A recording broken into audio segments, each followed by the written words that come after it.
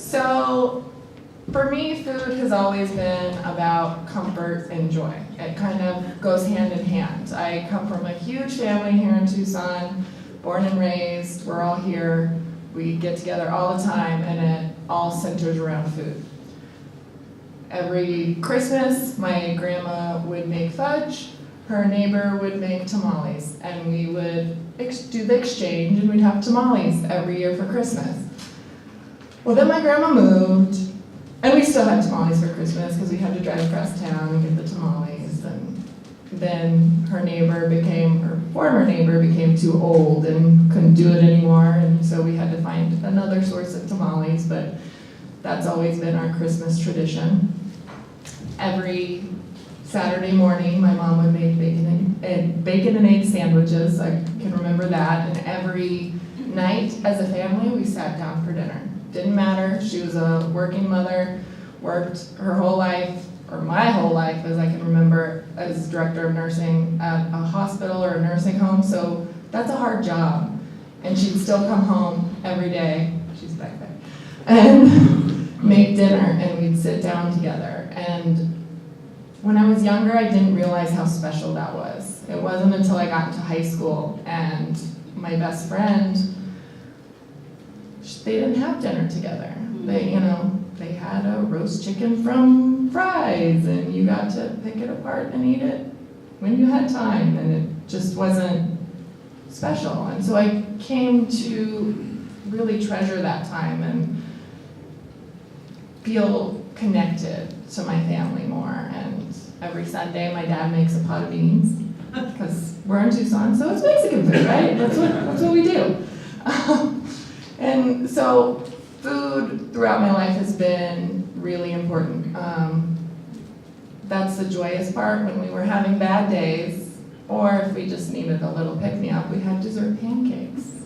Now, dessert pancakes are kind of a crepe somewhat with squeeze of lemon, a little sugar. Well, that's another story I've come to cherish, because that recipe is one of the few that my mom's mom taught her.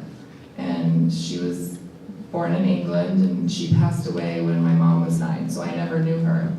So that is a tradition and a legacy that has been passed down, and I feel like I know a little bit of my grandmother because of that recipe. And to me, that's more special now than it was. I just really liked dessert pancakes when I was a kid. It was great to have that. So I went through school, grew up, straight A student, worked my hardest, and being, like I said, my mom was a nurse, my grandma was a nurse, great aunt's a nurse, everyone's a nurse, right? So that's what I'm gonna do. It wasn't like I was forced into it, it's just, I felt like it was in my blood, and that's what I'm gonna do. Worked hard, got a full ride scholarship to all 3 state universities. Wanted to go to U of A, it's Tucson, right? Go Wildcats. So I got a full ride scholarship. Then life got in the way. So I was diagnosed with a chronic illness the summer before my senior year of high school.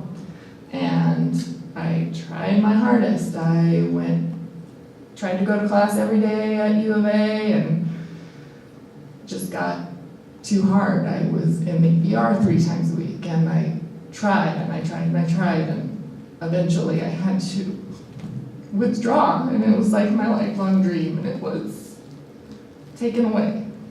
And I had to find something else. But in the meantime, it was a little hard because I didn't think of anything else ever. That was it. And I couldn't do anything else because I was having seizures at the time, and I was housebound, and so I baked. And then my mom's like, well, why don't you go to culinary school? Okay, I've never thought of that. That sounds good. So I got to a point where I was well enough, I was stopped having seizures, I could drive, I was, doing really well. And then my best friend graduated from ASU. Yeah, that's the dirty word for it. And she knew what to do when I was not feeling well, so it was a safe place to go. And so I went up there, I went to Scottsdale Culinary, I studied baking and pastry. I loved it. I found a new passion. I had that passion for nursing, and now I have that passion for baking, and it's amazing. It's totally something new and nothing I expected, but so amazing. And so after that, I moved back to Tucson. I did an internship at a local resort here.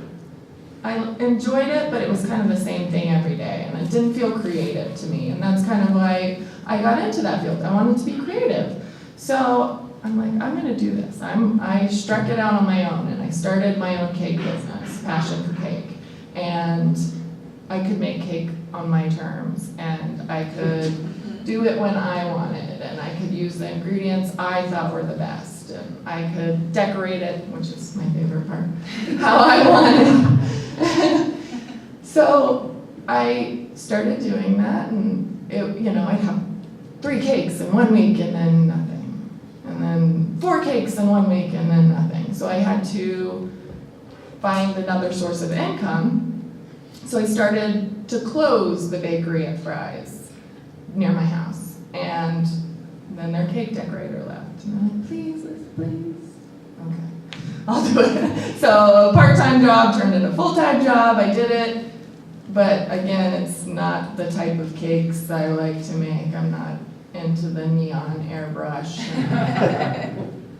Not what I was going for when I went to culinary school, but it paid the bills. And I still got to be a little creative, and then a bakery stole me away. A woman was opening a local bakery, and she said, come work for me.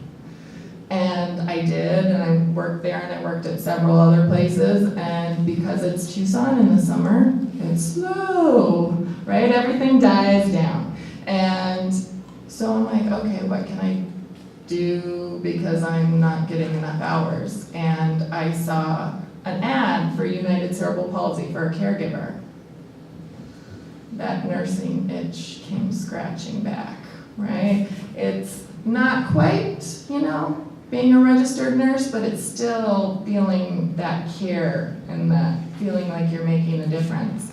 And so I started there part-time, and then I worked at bakeries, and they weren't doing well, or, shady business, and that caregiving looked better and better and better. So I went to that full-time.